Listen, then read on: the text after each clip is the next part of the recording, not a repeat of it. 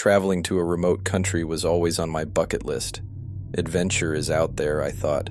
But when I found myself blindfolded, hands tied, bouncing around in the back of a rusty van, I realized how foolish I'd been. Ransom was the first English word I heard among the angry, guttural sentences exchanged in a language I couldn't understand. A chill enveloped my spine, a cold realization seeping into my bones. They were negotiating my worth in a currency I had never counted before, life and death. When the van finally stopped, I was dragged into a building, the air heavy with the stench of dampness and mold. I was thrown onto a chair, my blindfold removed. My eyes struggled to adjust to the dim lighting, but what I saw made my heart plunge into an abyss of dread. I was in a makeshift studio, and at its center was a chair, next to a table filled with an assortment of tools, knives, pliers, a blowtorch. A computer setup was nearby, the screen showing what I guessed was a live streaming platform. A man in a ski mask looked directly into the camera. $30,000 US, 1 hour, he declared, his English tinged with a heavy accent. I felt my stomach churn, bile rising in my throat.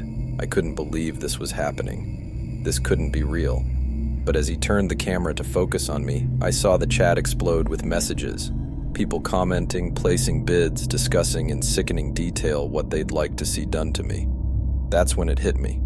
Not only were these monsters planning to torture me, but there was an audience for it. A paying audience. The clock was ticking, and I knew my family couldn't gather that kind of money in such a short amount of time. My thoughts raced. What could I do? Could I somehow escape? My eyes darted around the room, searching for something, anything that might offer a way out. Minutes felt like eternities. The man checked a phone and then looked at me. "Time's almost up," he sneered, gloved hands picking up a knife from the table. The chat exploded with comments as the masked man loomed over me, knife in hand. 10 minutes left, he sneered, eyes shifting to the countdown timer on the computer screen. I knew my family couldn't gather that sum of money in an hour. The ache in my gut turned into a searing pain, my reality crumbling in the wake of unimaginable dread. I felt cold steel against my cheek, and I clenched my teeth, bracing myself for the inevitable. Then a deafening noise, a ringtone. The man looked at his phone, his face twisting into a grotesque smile beneath the mask. Payment received. For a moment, I felt relief wash over me, only to be replaced by a new, fresh horror. Someone had paid to save me, but not to set me free. He turned the camera to face him once more. "Change of plans, folks," he announced. "Looks like we're going to have a little more time with our guest here. Someone's just bought exclusive rights." My heart pounded as he ended the live stream and dismantled the camera setup. The lights went out, plunging the room into darkness, but I knew I wasn't alone. I felt his presence inches from me, heard the unsettling creak of leather gloves. Days turned into weeks, or maybe it was months. I couldn't tell. Time loses meaning when each moment is an eternity of torment.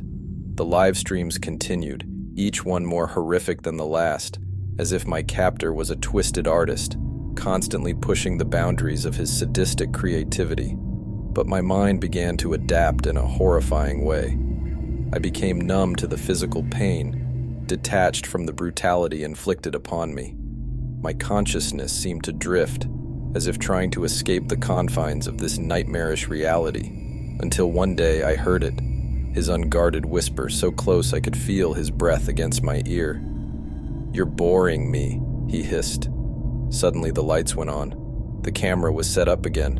This time there were no tools on the table, no elaborate devices, just a single handgun. He looked into the camera. "Time for the finale," he said, his voice dripping with a malevolent glee. As he aimed the gun at me, a surreal calm washed over me. At that moment, I understood the most terrifying truth of all.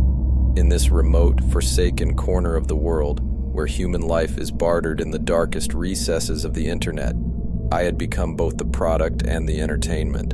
And as he pulled the trigger, my final thought was not of escape or of rescue. It was the numbing realization that for some, My end was just another form of macabre entertainment, a live stream gone viral in a hidden, nightmarish pocket of humanity. So here lies the tale, a chilling chronicle not just of my end, but of a world where human suffering is commoditized, and where even the most unthinkable horrors are just a click away. Let it be a reminder that monsters do exist. They lurk not only in the shadows but also behind screens, their eyes devoid of soul, their hearts void of humanity.